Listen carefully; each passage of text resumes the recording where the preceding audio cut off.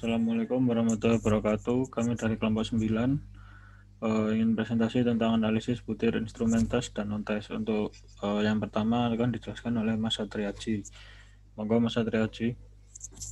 Ya, untuk pertama-tama saya akan menjelaskan versi saya dari analisis butir instrumen tes dan non-tes yang sudah saya kerjakan minggu lalu. Yang pertama, butir instrumen. Nah, butir instrumen ini sendiri dibagi menjadi dua, yaitu tes dan non-tes. Instrumen yang berbentuk tes bersifat performansi maksimum, sedangkan non-tes bersifat performansi tipikal. Jadi untuk yang tes itu lebih spesifik ke arah jawabannya itu lebih ke benar salah, dan kalau non-tes itu lebih ke pribadi dari peserta didik masing-masing. Nah, yang pertama akan saya jelaskan untuk instrumen tes. Instrumen dalam bentuk tes memiliki keunggulan seperti mudah disusun, tapi tidak memberi banyak kesempatan untuk peserta didik agar berspekulasi. Jadi hasilnya lebih spesifik dan tertata. Jadi tidak ada seperti pendapat pribadi yang bersifat personal lebih dipetak-petakan agar hasilnya dapat ditata. Lalu butir-butir tersebut lebih cenderung ke pertanyaan yang memiliki jawaban pasti, seperti benar salah di pilihan ganda, ada 4 pilihan tapi jawaban yang benar hanya 1, atau soal uraian yang lebih menspesifikkan ke jawaban tertentu. Jadi meskipun itu soal uraian, tapi untuk instrumen tes sendiri, itu jawabannya dispesifikasikan khusus untuk menjawab pertanyaan tersebut pada bidangnya, tidak bisa melenceng-lenceng. Ya, lanjut. Butir instrumen tipikal tes memiliki ciri-ciri sebagai berikut. Yang pertama, bersifat menentukan apakah target dapat memenuhi persyaratan dari sebuah penilaian. Lalu, instrumen yang dipakai memiliki batasan kebebasan dari target atau peserta didik untuk mengemukakan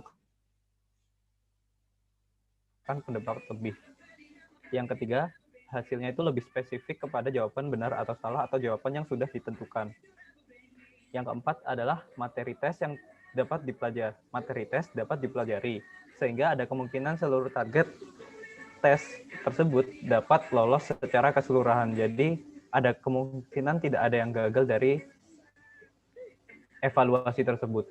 Lalu yang terakhir adalah hasil tes lebih mudah tertata karena instrumen yang digunakan itu lebih spesifik seperti yang dijelaskan di nomor 3, dan tidak ada pendapat pribadi yang membuat hasil jawaban itu lebih variatif. Jadi jawabannya itu sudah diarahkan agar sesuai ekspektasi dari penguji.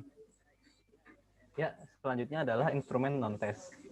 Instrumen non-tes ini sendiri, butir-butir penilaiannya itu digunakan untuk memperoleh gambaran dari individualis, terutama mengenai karakter, sikap, atau kepribadian dari peserta didik tersebut.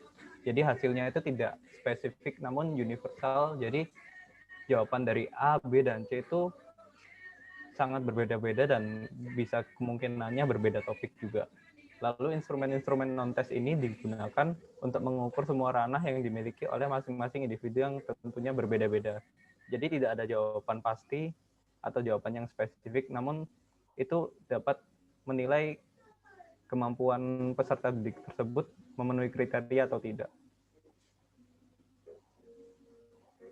Lalu ciri-ciri dari butir instrumen non-tes itu adalah sebagai berikut.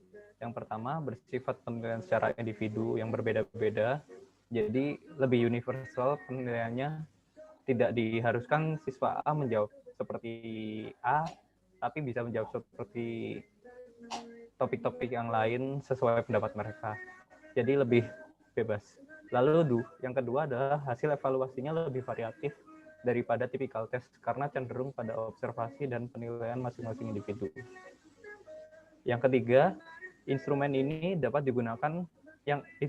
digunakan atau butir-butir instrumennya lebih membebaskan target untuk memberikan respon sesuai kehendak masing-masing seperti instrumen observasi, angket, dan wawancara. Jadi di instrumen-instrumen yang digunakan dalam tipikal non-tes itu, peserta didik atau target dari evaluasi tersebut lebih bebas untuk mengemukakan jawaban mereka dan hasilnya juga lebih variatif, jadi tidak terlalu spesifik.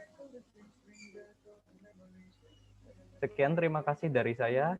Presentasi selanjutnya akan dilanjutkan oleh Selanjutnya dari kelompok kami presentasi dilanjutkan oleh Emma. Silahkan Emma. Terima kasih. Saya akan melanjutkan presentasi yaitu tentang analisis butir instrumen tes dan non-tes. Pengertian analisis butir instrumen tes dan non-tes itu merupakan suatu tahap yang harus ditempuh untuk mengetahui kualitas suatu tes. Nah, untuk mengetahui analisis butir instrumen itu ada beberapa jenis. Yang pertama itu analisis tingkat kesukaran. Nah, tingkat kesukaran ini sama seperti tingkat kesulitan, yang berarti angka yang menunjukkan proporsi siswa yang menjawab betul dan dalam satu soal yang dilakukan dengan menggunakan tes objektif. Perhitungannya seperti yang tercantum di slide. Yang kedua yaitu analisis daya pembeda, yang fungsinya untuk mengetahui kemampuan sesuatu soal untuk membedakan antara siswa yang pandai dengan yang kurang pintar. Perhitungannya sama seperti ada di slide. Yang ketiga, analisis distraktor. Fungsinya untuk sebagai pengecoh, yaitu menganalisis pola penyebaran jawaban butir soal. Dan yang keempat, validitas, dan yang terakhir reliabilitas. Manfaat-manfaat dari analisis butir instrumen sebagai berikut. Yang pertama, untuk mengetahui soal yang dianalisis telah berfungsi sebagaimana yang diharapkan. Yang kedua, untuk mengetahui tingkat kesukaran soal.